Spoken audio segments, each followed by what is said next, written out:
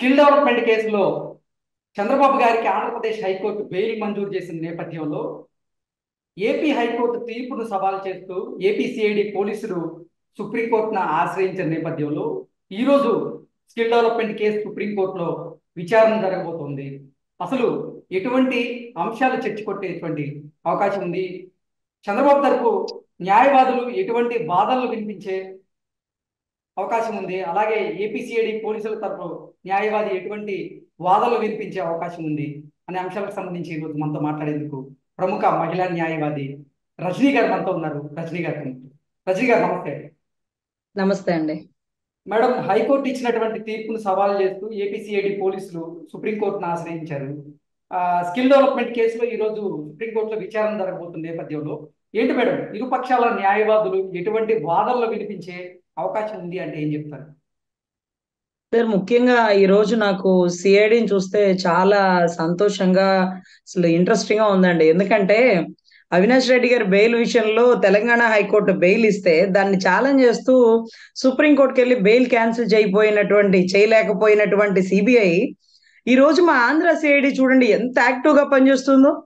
అదేదో గాలి పంపుకి గాలి కొడతా ఉంటుంటే బెలూన్ పెద్దదవుతూ ఉన్నట్టుగా ఈ గాలి పంపు కొట్టేవాడు గౌరవ ముఖ్యమంత్రి అండి. రాష్ట్ర ముఖ్యమంత్రి అండర్ కంట్రోల్లో పనిచేస్తుందా సిఐడి? సిఐడికి ఇది ఒక్కటేనా కేసు అండి? ఈ రోజుకి మిస్టరీగా మిగిలిపోయిన మర్డర్ కేసులు ఉండిపోయినాయి. అన్యాయంగా సూసైడ్ చేసుకున్నటువంటి వివాహిత కేసులు ఇంతవరకు ఏం జరుగుతుందో తెలియటం లేదు. అసలు ఇటువంటి కేసులు ట్యాకిల్ చేసినటువంటి సిఐడి అంత అత్యుత్సాహం ఏంటో మాకు అర్థం కావట్లేదు. అదే రకంగా ఆంధ్ర హైకోర్టు బెయిల్ శాంక్షన్ చేస్తే దాన్ని ఛాలెంజ్ చేస్తూ సిఐడి వారు సుప్రీంకోర్టు దాకా వెళ్ళారు. సిఐడి అప్పుడప్పుడు సుప్రీంకోర్టు మెట్లు ఎక్కడం అరుదు అండి, ఎక్కడో ఒక చాట. కానీ మన రాష్ట్రం మాత్రం పొద్దుగూకులు ఢిల్లీలోనే కూర్చుంటుంది. మరి ఎందుకు అంటే ఫ్లైట్ టికెట్లు అప్ అండ్ డౌన్ మనం ఫ్రీగా వేస్తాం. మరి ఎందుకంటే పొనుగోలు సుధాకర్ రెడ్డి గారు కూడా ఈ కేసు గురించి ఢిల్లీలో చర్చ చేశాడు. ఇది రాష్ట్రం కేసు కదా. అసలు ఇంటర్వ్యూ తీసుకునే బీబీ ఛానల్ ఉంటారు చూడండి, పెద్ద పెద్ద ఛానల్స్, మీడియా వాళ్ళు అడుగుతున్నారు ఏం కేసు ఇదని. మా ఆంధ్ర రాష్ట్రంలో సంబంధించిన కేసు అండి, దానికి ఢిల్లీకి ఏం పని? సుప్రీంకోర్టులో ఏమైనా ఉందా అంటే లేదండి. మరి ఎందుకు వచ్చారు అంటే జోగి బ్రదర్స్ లాగా మా కామెడీ షో మా గౌరవ జగన్మోహన్ రెడ్డి గారు అక్కడ చేయమన్నారండి, అందుకే పెట్టే బేడ సర్ది మేము ఫ్లైట్ లో వచ్చి ఇక్కడ మా షోని ట్యాకిల్ చేస్తున్నాం అని చెప్తున్నారు. సో స్కిల్ డెవలప్మెంట్ గురించి మాట్లాడాలంటే గుజరాత్ లో ఏదైతే అక్కడ మోడీ గారి నేతృత్వంలో జరుగుతున్నటువంటి సెంట్రల్ ప్రాజెక్ట్ అది, దాన్ని అధ్యయనం చేయడానికి ఒక ఐఏఎస్ అధికారి పెట్టి ఆవిడ అధ్యయనం అంతా పర్ఫెక్ట్ గా ఉంది, ఆంధ్రలో ఇంప్లిమెంట్ చేయగలుగుతాము, చేసిన తర్వాత చాలా మంది యువతకి ఉపయోగపడుతుంది, దానికి ఇన్ని కోట్లు అన్ని కోట్లు అంటూ ఒక ప్రాజెక్ట్ స్టార్ట్ చేసినటువంటి పరిస్థితి. మరేమో నాకు అర్థం కాలేదు, 370 కోట్లు స్కామ్ జరిగిందని మీడియా ముఖంగా చెప్తారు.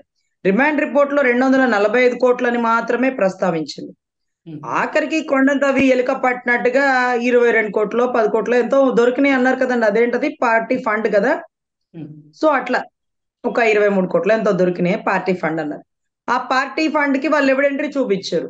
అంటే కొండంతవి ఎలుకను పట్టారు, ఆ ఎలుక కూడా లీగల్ గా వచ్చిన ఎలుక. మరి ఇప్పుడు దాని వల్ల మనకు ఒరిగింది ఏంటంటే డైవర్షన్ పాలిటిక్స్ అండి, కేవలం డైవర్షన్ పాలిటిక్స్. చంద్రబాబు గారు అరెస్ట్ అయినటువంటి వారం రోజుల్లో 7.5 లక్ష ఓట్లు చేరికలు తీరికలు జరిగింది. ఏంటమ్మా అదే కరెక్ట్ టైమా అంటే మీడియా అంతా ఓ పక్కన డైవర్షన్ అయిపోయింది, గవర్నమెంట్ ఎంప్లాయీస్ అంతా ఓ పక్కన డైవర్ట్ అయిపోయారు. సో ఈ టైంలో గిరీష్ గారు లాంటి మున్సిపల్ కమిషనర్ కి ప్రమోషనల్ ఆఫర్లు చేసి కలెక్టర్ గా మార్చి, అదే రకంగా అక్కడ ఉన్నటువంటి అడిషనల్ ఎస్పీలు, పోలీస్ విభాగాలు, సిఐలు, ఏది తిరుపతికి సంబంధించి చాలా కార్యవర్గాన్ని సస్పెండ్ చేపించిన పరిస్థితి ఈసీ ఇప్పుడు. సో ఇక్కడ ఏం జరుగుతుందంటేనండి, కేవలం డైవర్షన్ పాలిటిక్స్ కోసం మాత్రమే ఈ కేసులు. ఇవన్నీ నిజాలు కాదు, నిరూపించేవి కాదు. బాబు గారిని కొన్ని రోజులు అజ్ఞాతంలో పెడితే మన పని మనం చేసుకోవచ్చు. బాబు గారు బయట ఉంటే అదేంటోనండి, బెడ్రూమ్ లో రెస్ట్ తీసుకోడు, పిచ్చపాటి కూర్చొని కుటుంబంతో వాళ్ళతో మాట్లాడు, ఎప్పుడు జనంలోకే. యువగళమని ఒకళ్ళు, న్యాయం కావాలంటూ ఒకళ్ళు, రా కదలిరా అంటూ ఒకళ్ళు. కుటుంబం మొత్తం రాష్ట్ర అభివృద్ధి కోసము, రాష్ట్ర సంక్షేమం కోసము ఎందుకు పరిగెడతారో అర్థం కాని పరిస్థితి అండి. తండ్రిని ఈ రకంగా చేశారే, కొడుకును కూడా అరెస్ట్ చేసే మూమెంట్ ఉంది, తల్లి ఆ కొడుకునైనా కాపాడుకుంటుందేమో అనుకుంటే కాదంటండి. బొట్టు పెట్టి యువగళానికి వెళ్ళు నాయనా, మన వంతు బాధ్యతగా మనం ప్రజల్లో ఉండాలి, తాతగారి ఆదర్శాలని కాపాడాలి, నాన్నగారు అభ్యుదయ భావాలతో వెళ్ళాలంటూ ఒక వీరనారిగా మారినటువంటి భువనేశ్వరమ్మ గారు. చూద్దాం ఈ స్కిల్ డెవలప్మెంట్ గురించి సిఐడి వాళ్ళు బెయిల్ క్యాన్సిల్ చెయ్యండి అంటే సెక్షన్ 17 సబ్ క్లాజ్ ఏ ఉందండి ప్రతిదానికి. అందులోనూ సుప్రీంకోర్టుకే వెళ్తున్నారు. అదే సుప్రీంకోర్టులో వచ్చినటువంటి తీర్పు బేలా త్రివేది గారు కానీ, జస్టిస్ అనిరుద్ బోస్ గారు కానీ ఇచ్చినటువంటి జడ్జిమెంట్. అసలు ముఖ్యమంత్రి స్థాయిలో తప్పు జరిగితే ముఖ్యమంత్రికి ఎలా తెలుస్తుందండి? కింది కలెక్టర్లను అరెస్ట్ చేశారా? ఓబులాపురం మైన్స్ లో శ్రీలక్ష్మి గారిని అరెస్ట్ చేశారు కదా. పార్టీగా చనిపోయిన రాజశేఖర రెడ్డి గారు కూడా పాత్ర కూడా ఉంది కదా. మరి అట్లాగా ఈ రోజు మరి శ్రీలక్ష్మి గారి ప్లేస్ లో ఉండేటటువంటి ప్రేమ్ చంద్ర రెడ్డో, అజయ్ కల్లన్ రెడ్డో, ఈ రెడ్లను ఎందుకు లోపలేదమ్మా? మన రెడ్లనా? మనం చెప్పినట్టు వింటారా? లేకపోతే వాటా ఏమన్నా ఉందా వాళ్ళకి మనకి? పాపం అంతఃపురంలో ఆ నలుగురు అన్నప్పుడు కూడా మన అజ్ఞాతవాసి అజయ్ కల్లం గారు వెలుగులోకి వచ్చారు. ఆ టైంలో అక్కడ ఎందుకు ఉన్నారండి అంటే మేనిఫెస్టో ముహూర్తం అండి 4ంటికి అక్కడే ఉన్నామన్నాడు. సో ఈ రకంగా ప్రభుత్వం అంటే ప్రతిపక్షంలో ఉన్నప్పటికీ ప్రభుత్వంలో తన మనుషులని పెట్టి కొన్ని తప్పుడు పనులు చేపించి ఎప్పుడైతే ప్రభుత్వాన్ని పడిపోగానే ఇమ్మీడియట్ గా అరెస్ట్ చేసే నేపథ్యం అయితే ఖచ్చితంగా ప్రీ ప్లాన్ స్కెచ్ అండి. సో ఎనీవే తీర్పు ఇవ్వాల్సినటువంటిది న్యాయస్థానాలు కాదండి, ప్రజలు. సో ఆ ప్రజలు ఇచ్చే తీర్పులో బాబు సిద్ధం కానీ మేము ఓట్లు గుద్దాం అంటున్నటువంటి రాష్ట్ర ప్రజలు. సో రాష్ట్ర ప్రజలు మేము ఓట్లు గుద్దం ముర్రో అంటే మేము సిద్ధం సిద్ధం అంటున్నారు, వాళ్ళు కూడా మేము ఓట్లు గుద్దం అంటున్నారు. సో ఇటువంటి పరిస్థితుల్లో ప్రజా తీర్పు ప్రజాక్షేత్రంలో నిర్ణయం అయిపోయిందండి. సో స్కిల్ డెవలప్మెంట్ కానీ, inner ring road alignment case కానీ, లేకపోతే కొత్తగా ఇసుకలో మాఫీ అంటాడు, కల్తీలో మాఫీ, మందు కల్తీ అంటారు, ఇంకోటి ఇవన్నిటిలో కూడా బాబు గారిని ఇంటెన్షనల్ గా లోపల పెట్టి డైవర్షన్ పాలిటిక్స్, లేకపోతే బాబు గారు 75 ఏళ్ళు కదా, డిప్రెషన్కి వెళ్ళిపోతారు, వీల్ చైర్ లో బయటికి తెస్తారు, బయటకు వచ్చాక మాట్లాడలేడు, మనం అంటే భయపడిపోతాడు, తండ్రిని చూసి కొడుకు కూడా వెనకనికి వెళ్ళిపోతాడు, భార్య కుటుంబం అంతా హెరిటేజ్ రన్ చేసుకుంటారు, రాష్ట్రంలో ఎలక్షన్స్ లోకి ఇక రారు అనుకున్నారు. కానీ సింహం చూసారండి, 53 రోజులు ఎన్నో తర్వాత బయటకు వచ్చాక జూలు విప్పుకొని గర్జిస్తుంటే 4 గంటల్లో వెళ్లాల్సింది 14 గంటల టైం పడుతుంటే ఇంకా కూడా వారు వన్ సైడ్ అని అర్థం కాకుండా ఈ రోజు అధికార పార్టీలో ఉన్న వాళ్ళు తోక జాడుస్తున్న పర్వం కొద్దిగా గమనిస్తున్నామండి.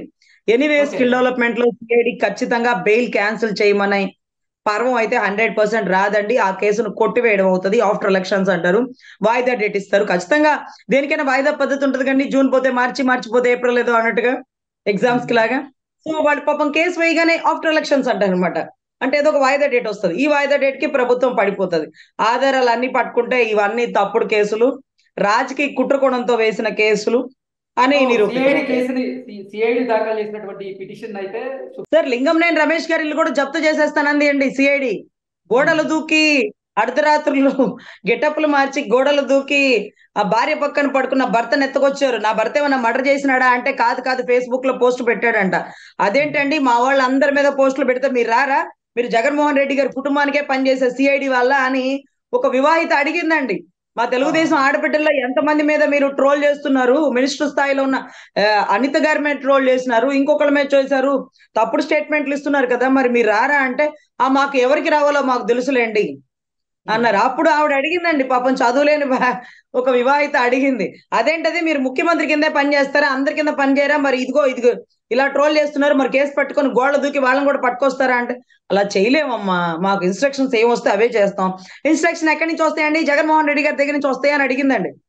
ఆడవాళ్ళు అడగడం కాదండి, కడిగేస్తున్నారు. మా అమరావతి రైతులతో సహా ప్రతి ఒక్కళ్ళు అది నాణ్యత గల నైపుణ్యం పెంచేసుకున్నారండి. ఎంత నాణ్యంగా మాట్లాడుతున్నారంటే ఒక్క పదాలు కూడా బూతులు లేకుండా రా చూసుకుందాం అంటున్నారండి. సో ఖచ్చితంగా ఇవన్నీ బెయిల్ 100% సుప్రీంకోర్టు తిప్పి కొడుతుంది. 17 సబ్ క్లాజ్ ఏ అవినీతి నిరోధక చట్టం సవరణ 2018 సుప్రీంకోర్టులోనే ఆల్రెడీ జడ్జ్మెంట్ వచ్చింది. అనిరుద్ బోస్ గారి, బేలా త్రివేది వారి వర్గం దగ్గర కానీ. సో ఎనీవే ఫేవర్ గా ఉంటుందండి. ప్రభుత్వం మారే వరకు వాయిదాలే జరుగుతుంటాయి. బట్ ఆయన 10 సంవత్సరాల నుంచి నడుస్తున్న కేసు మాత్రం కస్టడీలోకి తీసుకునే అవసరం నేపథ్యం ఉందంటూ పాపం విచారణ వాళ్ళు చెప్తున్న విషయం అండి.